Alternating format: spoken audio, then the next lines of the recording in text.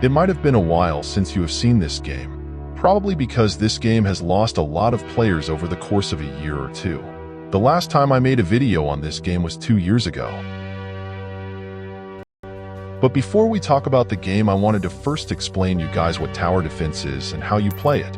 So first we are going to try out the tower defense game that is probably the best one on Roblox in my opinion. Tower Defense Simulator. The perfect tower defense game ever made on Roblox.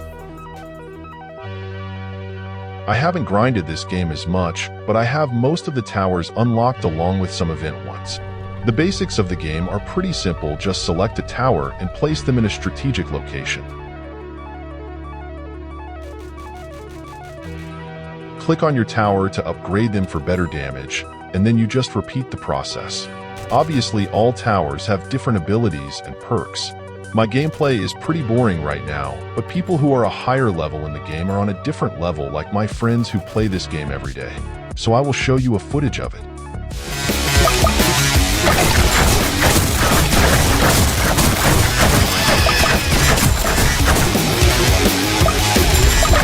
Yeah, you get the gist of it. Anyways, there are 4 game modes with 4 different bosses, which is sorted out according to difficulty.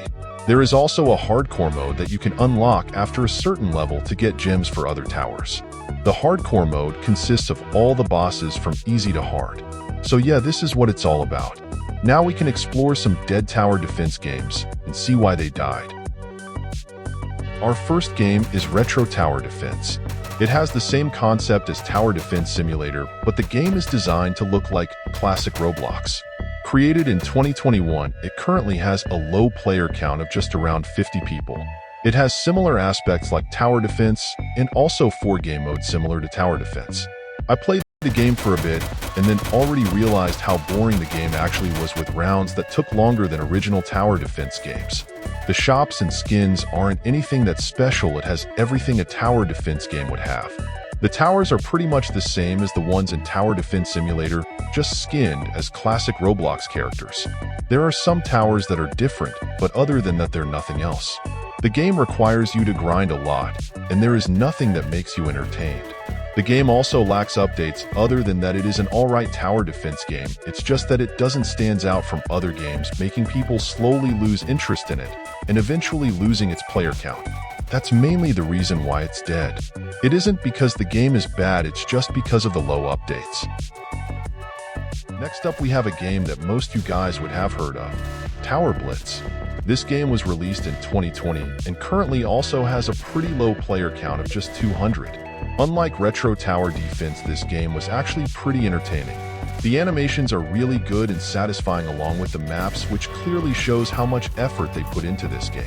It even has a different upgrade system than Tower Defense, giving you 2 choices instead of 1. Similar type of modes, just like Tower Defense and Retro Tower Defense. The shops and a crate system, just like Tower Defense, which seems to be a similar pattern in many tower defense games.